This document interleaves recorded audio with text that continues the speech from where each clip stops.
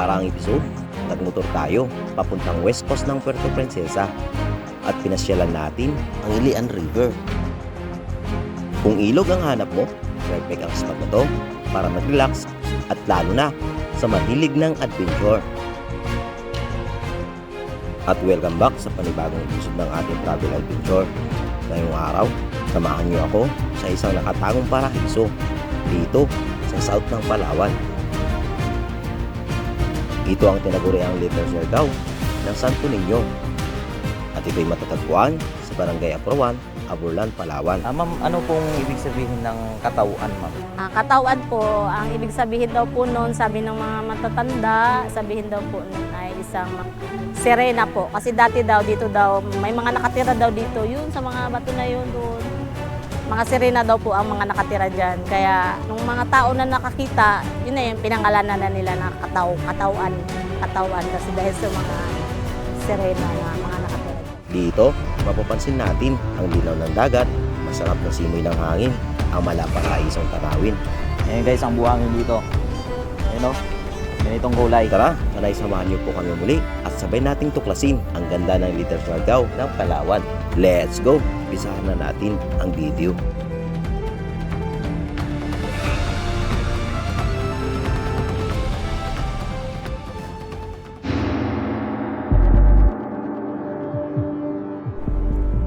Ayan guys, dito na tayo sa may Apurawan.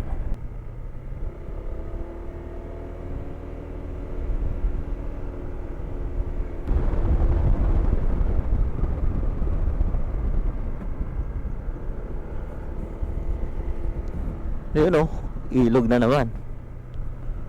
Santo Niño Bridge. Laking ilog to. So yan, pupuntang dagat na to guys. Hey darling, can I tell you what's been on my mind? Sick and tired of the 9 to 5 in the city light. Hey darling, we could get out of town, see the beautiful world around, wanna see it now. Pack our bags and get in that car, leave a little note and we'll drive real far. Let's get out, we can leave this city, let's drive to the open air. Yeah, the countryside is so pretty, with the wind blowing in your hair. We can look back someday, baby, don't you understand that we only get one life? I wanna make it count, honey, come on now and take my hand. Hey darling, I love it when it's me and you. Mula dito On the road ay may with a 44 couple kilometers of pa tunes and coffee papuntang Birong. Hey darling, So dito na tayo guys sa Santo Niño, sa may Apurawan.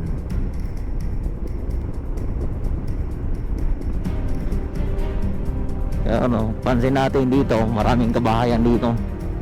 So ayan, puro dagat na yan. Sa gilid na yan ng dagat. Dito mga tindahan. So dito yan, banda sa may Apurawan. So dito na tayo sa kanilang bayan, Santo Niño Health Center. So ito ay Municipality of Aburlan. Ayun o, yung kanilang satellite office, Municipality of Aburlan.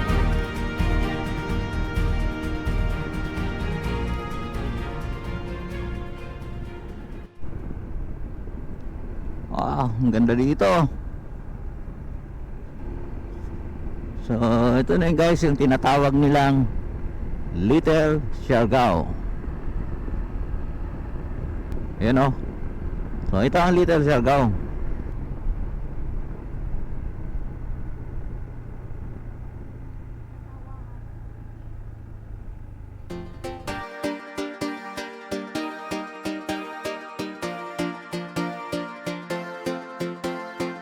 This life sure has a sense of humor, a funny way of knocking you to the ground. It hits you hard when you least expect it, and laughs the second that you were down. But in that moment when you feel like you're all alone, it's in that moment. I'll be there, right there to take you home.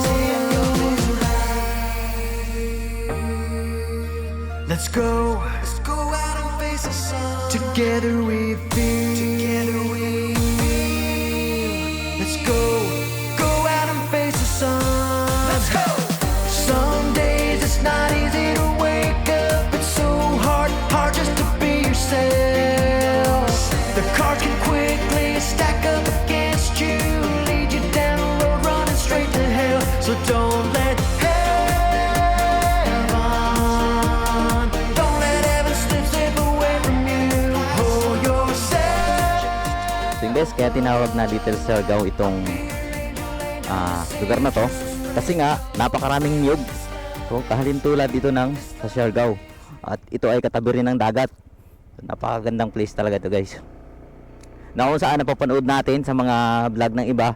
Ito ay pinapaliparan nila ng drone. Dito sila nagba-vlog, picture taking dito sa area na to. So yun, dito pupuntahan naman natin ang itong beach na to. Dito makikita natin, nandito yung kanilang entrance. Ayan o, Katawan Beach. So pasok tayo dito. So ang sabi na pagtanungan natin kanina, 20 pesos daw ang entrance dito. So pasok tayo.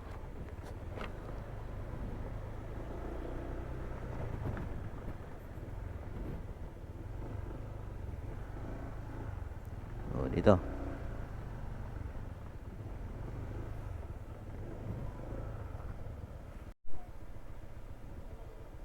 ₱20 tapos yung cottage ma'am 300.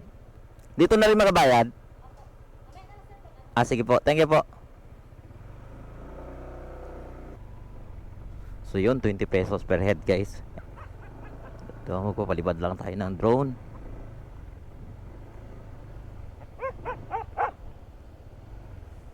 So dito, yun, napakalambot.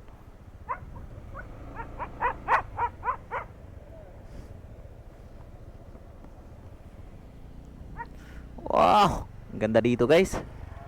Ayan oh, presko ang hangin, sariwang hangin, tapos katawan, tapos yun, napakalinis ng beach nila guys. May mga cottage. Yo, sarap dito. Sabi mo friends, lamig dito no? Ganda, ayan oh, yung view, ang ganda lang. Wow, Little Siargao. The best ang view na to guys. Oh, ganda. So ayan, diba? Ang ganda dito guys. At ang buhangin, tingnan nyo. Ayan guys, ang buhangin dito.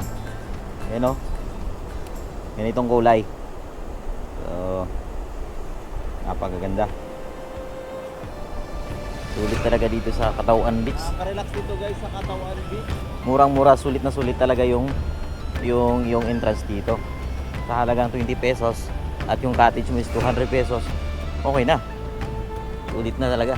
Ma'am, ano pong ibig sabihin ng katawan, ma'am? Ang katawan po, ang ibig sabihin daw po noon, sabi ng mga matatanda, sirena po. Kasi dati daw dito daw, may mga nakatira daw dito. Yun, sa mga bato na yun doon.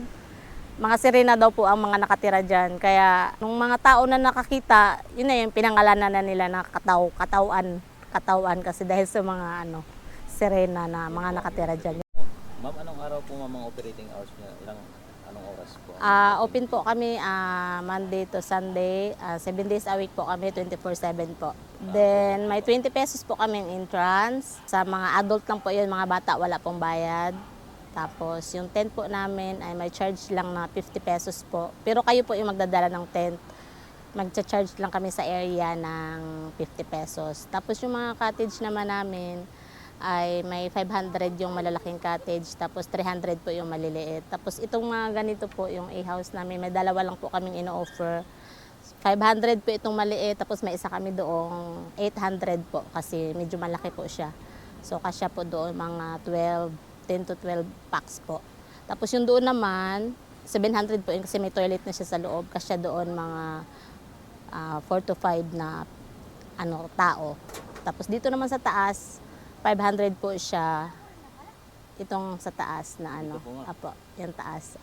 Depende lang yung kung sinong may gusto dyan kasi medyo luma na siya eh. Pwede Kung si- mag-overnight yan, ma'am. Pwede rin po mag-overnight. Tapos, yun lang po, 500 po siya. 4 na rooms po yung available namin dyan. Gusto nila ng mag-overnight dito, mag-camping tent, mga ganon. Opo. Camping, pwede ma'am? Opo, pwede po. Magte-tent lang. May charge lang po kami, sir, na 50 pesos po yung charge namin sa tent. Pero kayo po yung magdadala ng tent. Sariling tent. Sariling tent ninyo. Yung gamit, ma'am. Yung mga gamit po, kanya-kanya po, sir, dala. Oo, kanya-kanya po. Yung kanya-kanyang dala po ng Utensils, no? Opo, ng mga gamit po. May mga ihawan naman po kaming available dyan sa mga kubo-kubo namin. Pwede nyo rin pong gamitin ang libre lang po. O sino pong may gusto mag-camping, mag-unwind, mag-relax, maligo ng dagat, mag-overnight, mag-chill-chill, gano'n. Dito po kami sa Katawan, available po kami 24/7 po. Kahit po madaling araw kayo dumating, na-entertain po namin kayo. Basta magbusin na lang kayo sa may gate. Open po kami Monday to Sunday. Thank you po. See you here in Katawan Beach. Opo. Thank you, ma'am. Opo. Sige po.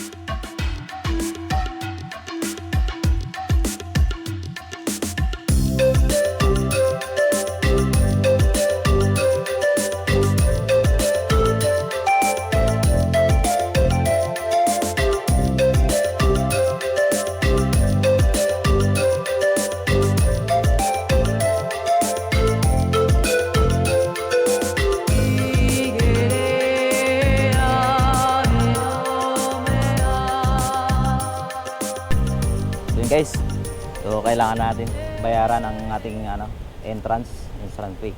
Punta na tayo dun sa may bahay at doon tayo magbabayad, tapos alis na rin tayo. Ang kasunod nating destination ay pupuntahan natin yung Balaybayin Waterfalls. Dito lang yan sa may Birong Banda. Yun, quality talaga itong beach na to.